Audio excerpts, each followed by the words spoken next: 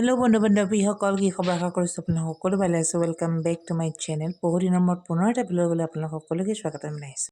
কলেজৰ পেণ্ডেল দেখি আপোনালোকে হয়তো ভাবিছে কি হৈছে। মই কৈ আছোঁ, আপোনালোকক জনাবলৈ সুখী হৈছোঁ যে এইবাৰ আমাৰ মহাবিদ্যালয়খনে 60টা বছৰ সম্পূৰ্ণ কৰিছে আৰু সেই উপলক্ষে অহা 20, 21, 22 তাৰিখে হীৰক জয়ন্তী সামৰণি অনুষ্ঠান কলেজত অনুষ্ঠিত কৰিবলৈ হৈছে আৰু তাৰে ইয়াৰ প্ৰস্তুতি পেণ্ডেল সাজি থকা হৈছে। দিনকেইটাত অসমৰ বিভিন্ন স্থানৰ বিভিন্ন ভাল ভাল কামত জড়িত হৈ থকা ব্যক্তিসকলক মুখ্য অতিথি হিচাপে মতা হৈছে আৰু 22 তাৰিখে দিনত ৰণোজ পেগু ডাঙৰীয়াও অহাৰ কথা আছে।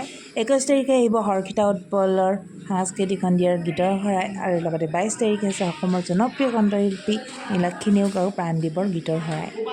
বৰ্তমান আমি ব'লক যাওঁ, আমি কিনো কাম কৰিছোঁ চাওঁগৈ। এইফালে আমি কৰি আছোঁ কালচাৰেল ৰেলী, যিহেতু হীৰক জয়ন্তী আমি সাংস্কৃতিক শোভাযাত্ৰা হ'ব আৰু সেই উপলক্ষে আমাৰ 5th চেমৰ মোৰ লগ বন্ধু সকলোৱে লগ হৈ আমি বৰ্তমানৰ কালচাৰেল ৰেলীৰ কাৰণে যা যোগাৰ কৰি আছোঁ। প্লে কাৰ্ড বনাইছোঁ, বিভিন্ন ধৰণৰ বস্তু বনাইছোঁ আৰু খুব গোটেই 3 দিন উগুল থুগুল পৰিৱেশে বিৰাজ কৰিব। মই পাৰিলে ব্লগ নিশ্চয় কৰিম, আপোনালোকক দেখুৱাম সম্পূৰ্ণ পৰিৱেশ। আৰু সম্পূৰ্ণৰূপে আমি পূৰ্ণ গতিত চলি আছে আমাৰ কাম আৰু কামৰ মাজতে ধেমালি, আমাৰ প্ৰেক্টিছ, আমি নাচিছোঁ। গতিকে আৰু ধেমালি কামৰ মাজতে, যিহেতু মনোৰঞ্জন মেইন।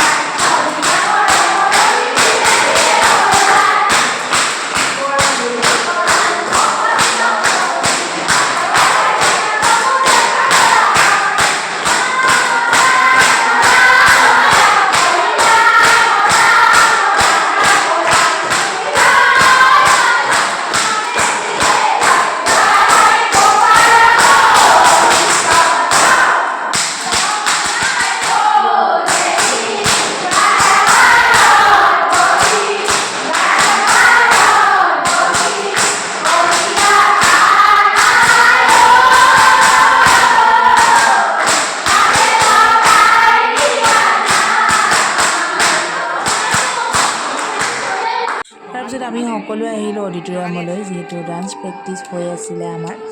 আৰু এইফালে ফাৰ্ষ্ট ইয়েৰৰ ছোৱালীখিনিয়ে ডান্স প্ৰেক্টিছ কৰিছে, তাৰপিছতে আমি কৰিম। তাৰ ভিডিঅ' অৱশ্যে নবনালোঁ আৰু সুন্দৰকৈ পূৰ্ণগতিত চলি আছে কাম। ডান্স প্ৰেক্টিছ কৰাৰ পিছত আমি ঘৰলৈ গুচি আহিব ল'লোঁ আৰু সময়ো হ'ল যিহেতু গধূলি হ'ল আৰু এইফালে মেলাৰ কাৰণে দোকান দিয়াৰ ব্যৱস্থা কৰিছে আৰু গতিকে 20, 21 আৰু 22 ছেপ্টেম্বৰৰ হীৰক জয়ন্তী বৰ্ষৰ সামৰণি অনুষ্ঠান আপোনাক সকলোকে লগ পাম বুলি আশা ৰাখিলোঁ।